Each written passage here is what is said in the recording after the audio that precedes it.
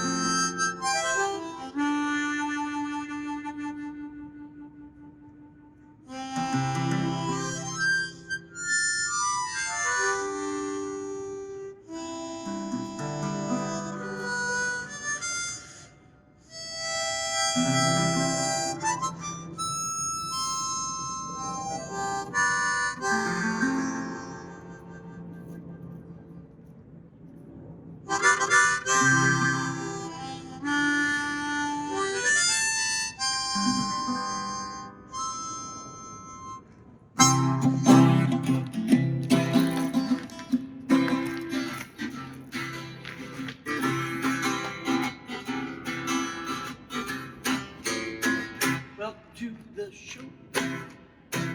Welcome to the show. Welcome to the show. Welcome to the show.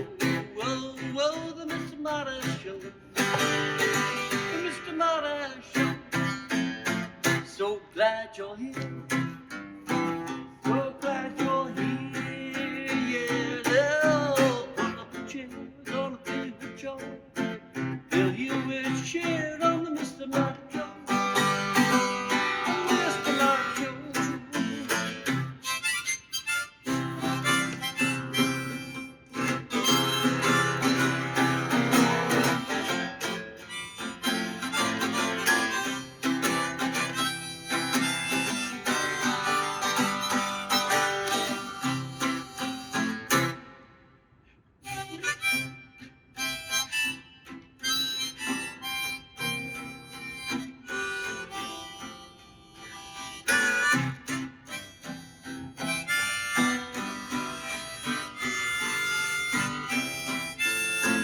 On the Mr. Marty Show. What are you doing over there, people? On the Mr. Marty Show. The Mr. Marty Show. Mr. Marty Show. The Mr. Marty Show. The Mr. Marty Show. The Mr. Marty Show. The Mr. Marty Show. The Mr. Marty Show.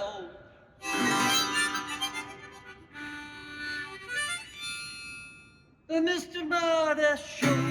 Show, show, show, show, show, show,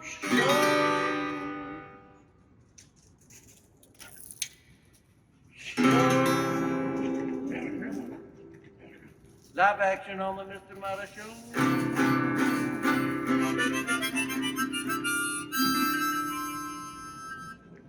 Bang!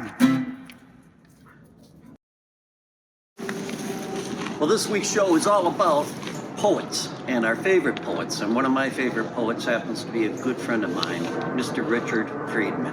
So without further ado, let's listen to some great poetry by Richard, accompanied by Capers the Wonder Dog. Sensitive and dramatic. Yeah, what a dog. He's a great dog.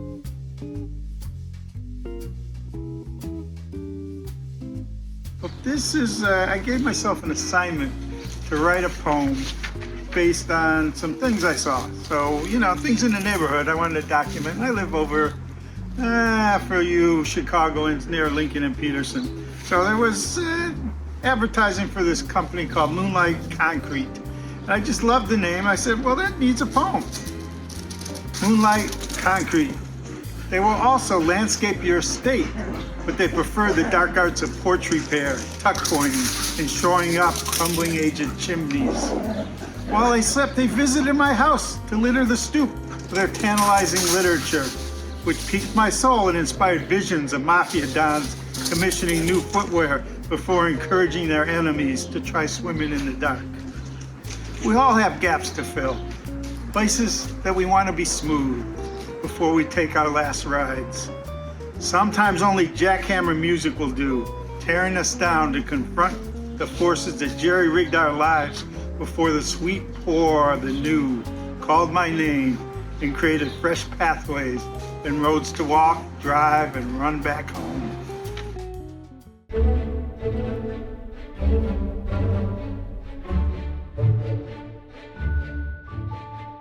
Hi, Mr. Marty fans. I am Eris, and this is Valentina. and this is for February, and we're talking about poets. What a nice topic, because there are so many. So, who is your favorite poet? Mine is Edgar Allan Poe. I love it. I love it. And which of his works do you like the best? Oh my goodness. Well, I like The Raven naturally. The Cask of, however you pronounce the name, the Cask of A something. Yeah. I don't know how to pronounce the name. The Telltale Heart. I really like the Telltale Heart. Some of his tales, but I just think he's fascinating, and I equate him with Vincent Price. Oh yeah. You know, oh, yeah. and I would think, I really would love to get in the mind of Edgar Allan Poe, just how he thought and how he came up with the macabre stuff that he did. Yeah. I think he's a very intriguing person. How about you? I am kind of on the edge of Emily Dickinson, and why I like her, she's always fascinated me because they said she was a recluse. Nowadays they're looking in her diaries and they have found that she is probably agoraphobic, where she could not get herself to go outside that house. Oh my goodness. And all of her poems they're not sad per se, they are just very short to the point, and I just fell in love with her. I fell in love with that mindset that she had. And I heard that she had a harsh father, and that could have attributed to the agoraphobic personality that she had. Yeah. And then I also like Robert Frost, The Road Not Taken.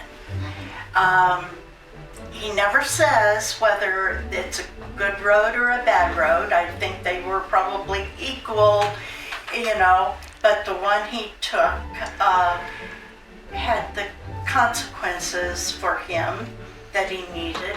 If he had taken the other road, it's left to you to think, okay, was that a better road? Whether or not, and I'm sure you found in your life that there are these two roads that, Fork in the road. the fork in the road. Which one do I take? One looks fairly easy, but is it? The other looks more like adventure, and probably is.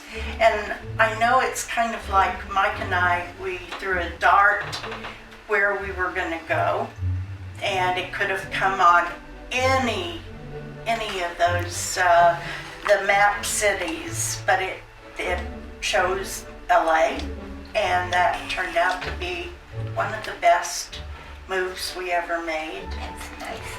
And so that always sticks with me. And as far as Edgar Allan Poe, he is fascinating. He was a drinker, and he did do some drugs, I'm told. I can't verify, and he can't stand up and say, no, I didn't. It was just me. So, the Telltale Heart. I had a teacher in 6th grade that would come in early, and he would read, and he read Edgar Allan Poe, Telltale Heart. And that is pretty scary stuff. Yes. It leaves you to wonder when that knocking sound will come. And are there any others of Edgar Allan Poe? Oh my goodness. I'm trying to say, but getting back to Robert Frost. Oh, okay. Did he do the tree? I've seen nothing more beautiful than a tree or something. I'm That one? not really sure if that was his. I don't think I've ever seen. It wasn't. It was right. I like the poet. I like that whoever we poem. can Funny think. story, I don't know who wrote it, but in grade school, dummy me back then, Oh, teacher said do a poem. So here I am going, that would be wonderful as a tree. tree. Oh my goodness. And came right back and said, you know you're quoting so-and-so. Yeah. Oh, I'm sorry. So that was one of my bad little things as a little girl. Plagiarism. Plagiarism. First and last time, you know. Oh, I love it. And poets, I think we all are poetic. That's true. We all have that sense of thinking that what makes something funny, what makes something, and you write a poem, but you don't know you're really writing a poem. Or you're, Roses are red, and violets are blue. Hey, Mr. Marty, how are you? Yeah, we just did it. I love it. Yeah, we are all poets, and especially in February. Yeah, roses are red, violets are blue. Yeah, that's a poem that you would give to somebody that you really care about. Exactly. Okay, well, poets, we all have our favorite. What's yours? And therefore we will say, we bid you peace.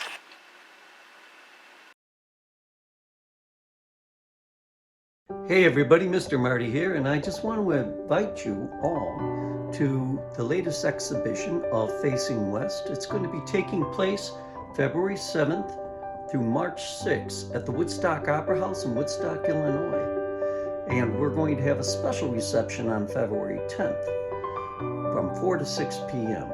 I would love for you to come out and see all the artwork that I have painted thus far displayed in one place. Again, February 7th through March 6th at the Woodstock Opera House. Thank you.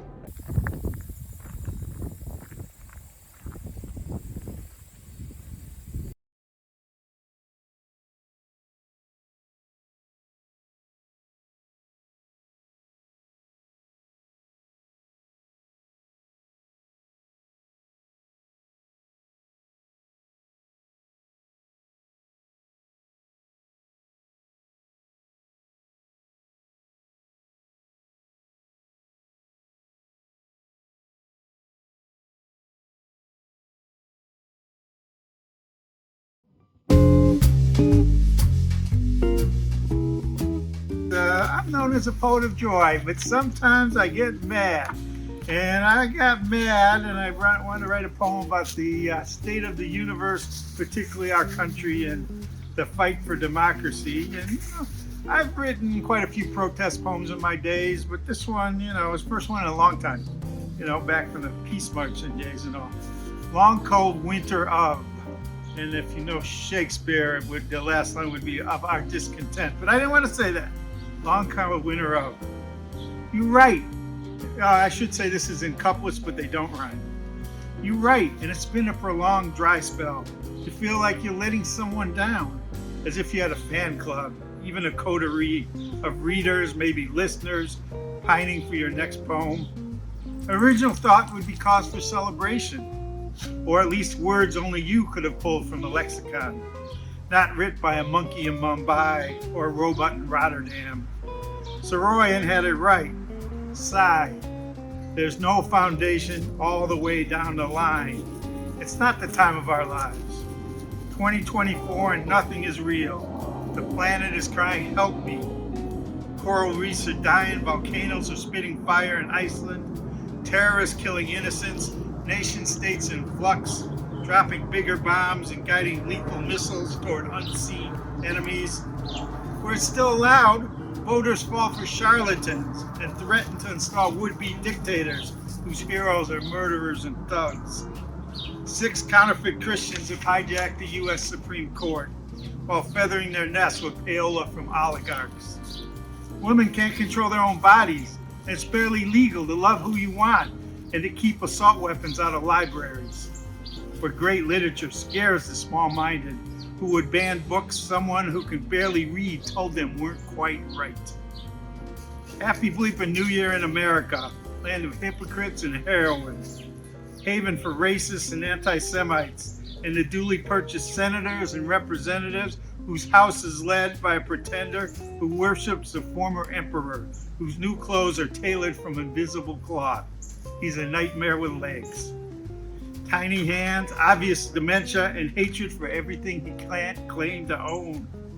Or he whistles the idiot militias rise up to storm the Capitol and threaten honest jurists and humble election workers, cheered on by Ivy League educated stooges in suits with the moral fiber of kite strings dangling in high winds over DC. Cynicism is the default setting. Opium is the new mass religion, Mr. Marx.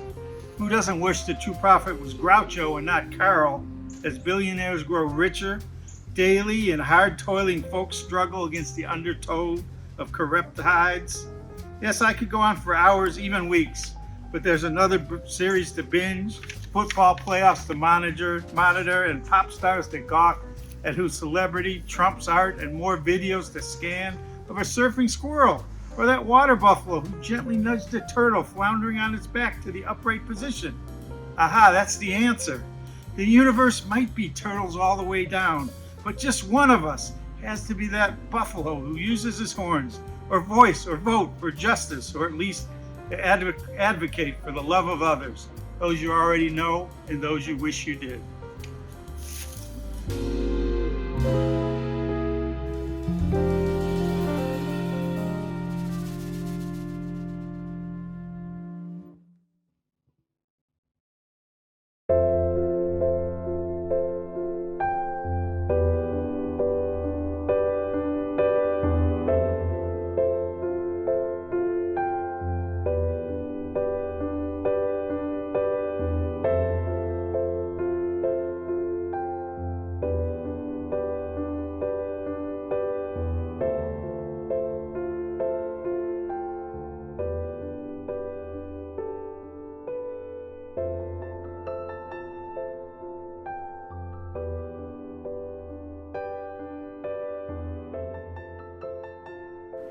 I had written him a letter which I had, for want of better knowledge, sent to where I met him down the Lachlan years ago. He was shearing when I knew him, so I sent the letter to him, just on spec, addressed as follows: Clancy of the Overflow.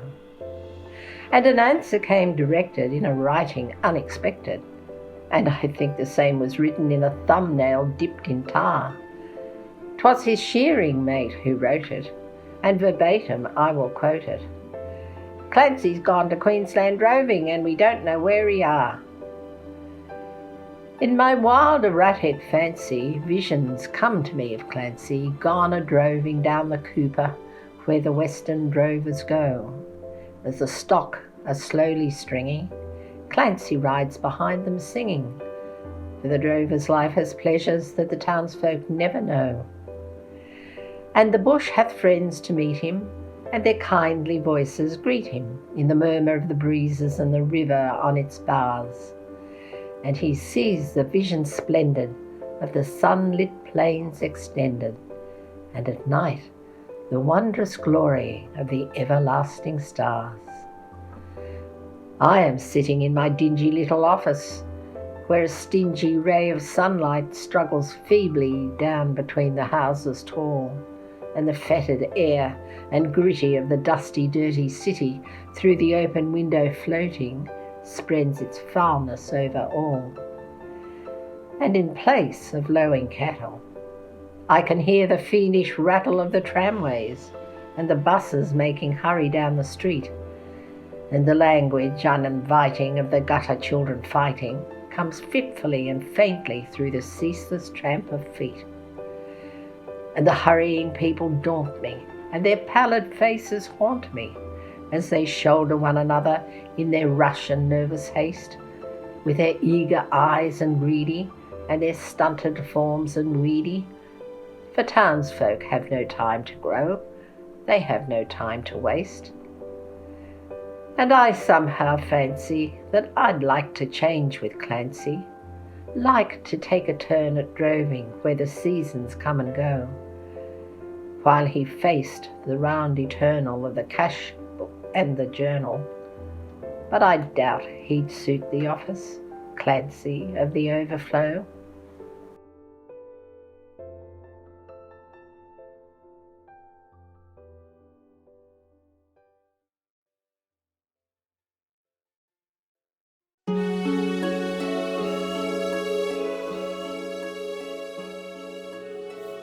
Today I'm talking about my favorite poet, Emily Dickinson. Emily was born in 1830 and died in 1886. She had a brother and she had a sister. Now her sister lived in the home with Emily, and her brother lived next door to them with his wife, whom Emily adored. Now, she wrote over 1,800 poems in her lifetime, but all of them were not published until after her death. She had sent many to her friends. When she would write a letter, she would include a poem. And on these poems, she always put a number. What number was it that she had written this? So today's selection is number 1755. Now, when they found these poems and found the unusual way she had of marking them, they started wondering, well, where were the others? Well, they reached out and friends would send them to them as they came across them in their files. So today's poem is To Make a Prairie. Now, it's a short poem, but it's very precise, and it gives you a view of a prairie and how the prairie was begun. So here comes 1755, To Make a Prairie. To make a prairie, it takes a clover and one bee. One clover and a bee. And reverie. The reverie alone, though, will do if bees are few. And I thought this was beautiful. We live in a prairie state, and we have flatlands and so much clover around. But that's how it starts, a clover and one bee. And of course, the clovers will expand if the bees are few. So this is Ma Gilmore wishing you good reading, keep on writing poems, and please look for Emily Dickinson's poems. You know, I consider myself an occasional poet. What does that mean? Does that mean that I write every so often, not regularly? Yeah. But also means that I write to celebrate things that happen that I think are notable or that deserve some elevated language to discuss it. So my wife and I celebrated our 50th anniversary, and Mr. Marty and Brian Fitzgerald from Switchback honored us with their music. It was fantastic. So this one's called 5 Golden Rings. Incredible. Looks like we made it. 5 decades have rolled downhill like the Olympic rings, or sometimes careening like those English idiots stumbling down a steep hill chasing a giant wheel of cheese. It was 50 years ago today. 6 years since Sgt. Pepper taught the band to play. A year that saw the birth of cell phones, hip-hop, and disco. John D. rolled over on Nixon's Watergate crimes, and finally U.S. troops left Vietnam. Did all our marching for peace make that happen? I wish a better song than Tie a Yellow Ribbon was the biggest hit of the year, but Marvin Gaye's Let's Get It On was in the top 10. And yes, we did heed his call and never were tempted to take Gladys Knight's midnight train to Georgia. I left grad school to walk the mean streets of Edgebrook as a mailman. You, my wife, prepared to teach school on the south side, and we never took much of a honeymoon, did we? Still, we'd been to beautiful places already, and got to many more. Like that time we bumped into the burnout shell of a guy who'd introduced us to each other at that Aragon Birds concert all those years ago. It was on Pier 37 at Fisherman's Wharf. Bummer that he had no idea who we were, certainly no inkling of the people we would become. There were real glaciers in Glacier Park back then. Even if hiking the International Highline Trail in earth shoes was ill-advised. We bunked overnight in the rustic chalet before scarfing down some egg and taking the faster switchback route, right down the mountain that morning. Kind of wanted to meet a grizzly, but better we didn't that day. With $500 in graduation money from my mom and dad, we ventured meekly and naively to New York City and a brief stay at the city's sleaziest midtown hotel, something called the Mansfield, hardly worth the $12 we paid. Luckily, some good-hearted poets we met at the 8th Street bookstore invited us to share their digs in Brooklyn instead. We walked the Bowery, wondering which of the sleeping homeless men would safely greet the sun in the morning. Would any couple today dare hitchhike from Portland to Aspen? Or thumb up to Devil's Lake State Park in Wisconsin without a tent, only to shiver under a picnic table as a summertime deluge drenched all the bones in our bedraggled bodies that dreadful night?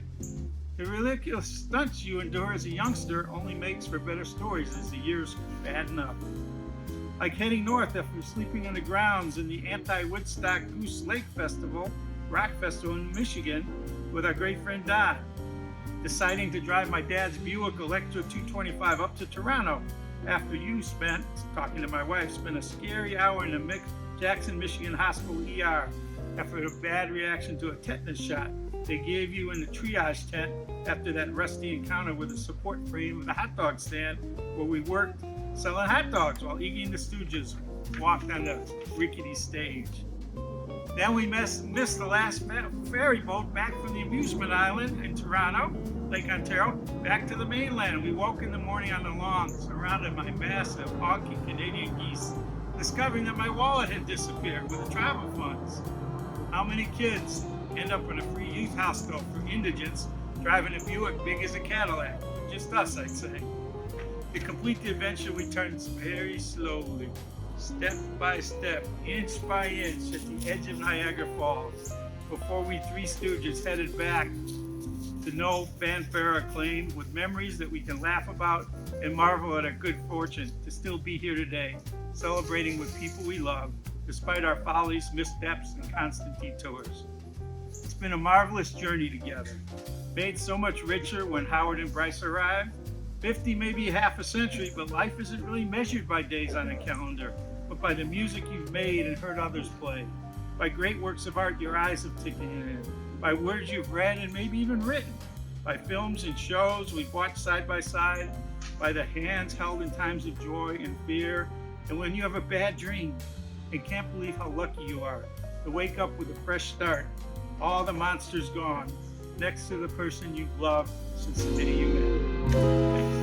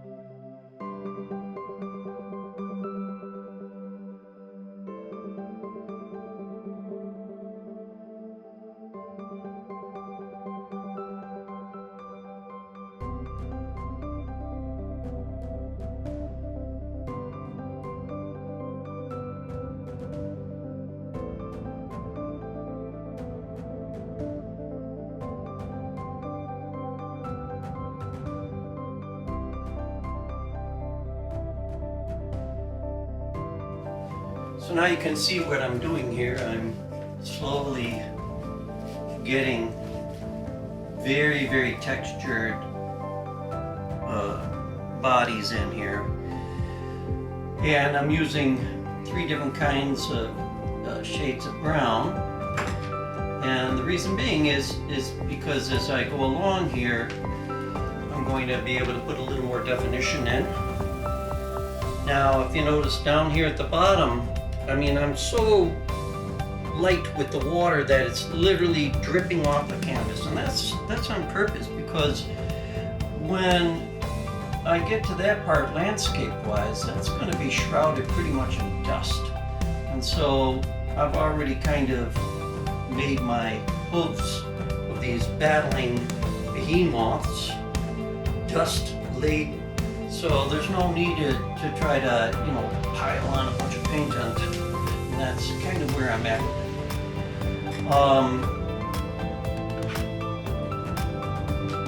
So it's kind of leaves an interesting looking piece of art, because right now the bison wool is very unfinished here. But this area really does have some kind of cool definition. So just got to keep going on and making this work.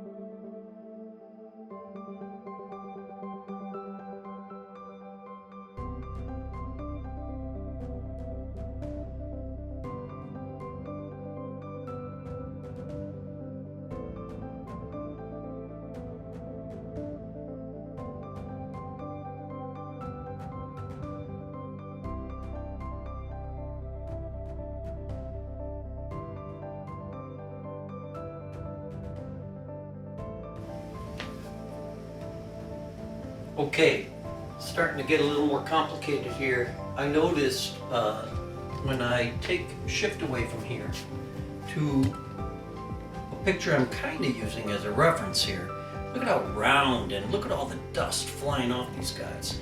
So I realize here I've got to kind of really hump that over to this. It's beautiful how far that travels. I hope you can see that on that bolt. So that's what I gotta do. So I'm gonna do that right now.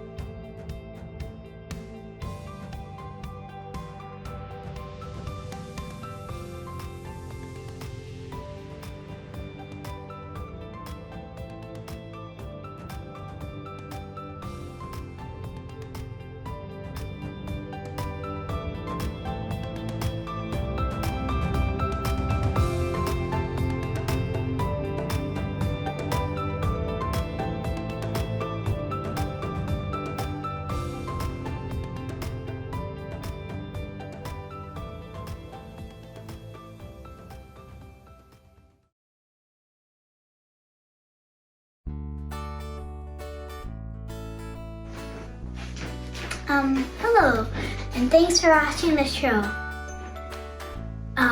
Instead of singing, I'm gonna read you 3 poems from my favorite poet, Shel Silverstein, Where the Sidewalk Ends. First up, our first poem is called Love. Ricky was L, but he's home with the flu. Lizzie R.O. had some homework to do. Michelle E. probably got lost on the way, so all of love that could make it today.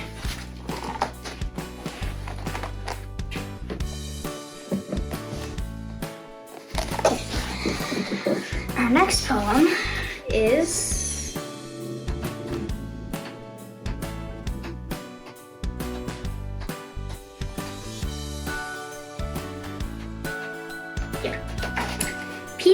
Peanut Butter Sandwich.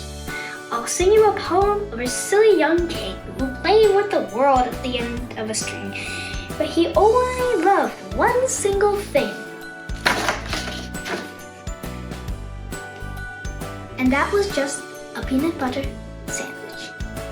His scepter and his royal gowns, his regal throne and golden crowns were brown and sticky from the mounds and dripping from each peanut butter sandwich. And drippings. His subjects all were silly fools, for he had passed a royal rule that all that they could learn at school was how to make a peanut butter sandwich. He could not eat his sovereign steak. He scorned his soup and kingly cake, and told his courtly cook to bake an extra sticky peanut butter sandwich. Then one day he took a bite and started chewing with delight, but found his mouth was stuck quite tight from that last bite of peanut butter sandwich. His brother pulled, his sister cried, the wizard pushed, his mother cried, "My boy's committed suicide from eating his last peanut butter sandwich." The dentist came, and the royal doc. The royal plumber banged and knocked, but still those jaws stayed tightly locked. Oh darn that sticky peanut butter sandwich. The carpenter, he tried with pliers. The telephone man tried with wires. The fireman, they tried with fire. But they couldn't melt that peanut butter sandwich. With ropes and pulleys, drills and coil, with steams and lubricating oil, for 20 years of tears and toil. 20! They fought that awful peanut butter sandwich. Then all his royal subjects came. They hooked his jaws with grappling chains and pulled both ways with might and main against that stubborn peanut butter sandwich. Each man, each woman, girl and boy put down their thoughts and pots and put down their plots and pots and toys, and pulled until crack! Oh joy! They broke right through that peanut butter sandwich. A puff of dust, a screech, a squeak, the king's jaw opened with a creak. And then, in voice so faint, the first words that they heard him speak were, "How about a peanut butter sandwich?"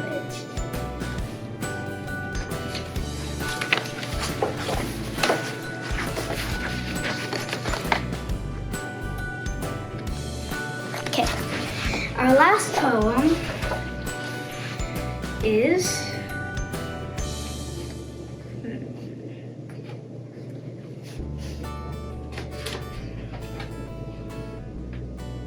let's see, which one?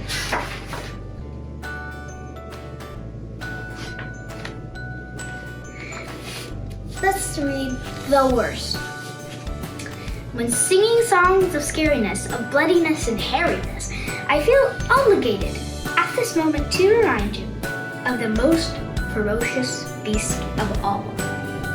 3,000 pounds and 9 feet tall, the glurpy slurpy scattered girl who's standing right behind you. And that's all we have to today. I think I gotta run away from that slippery curpy scrawl. Goodbye.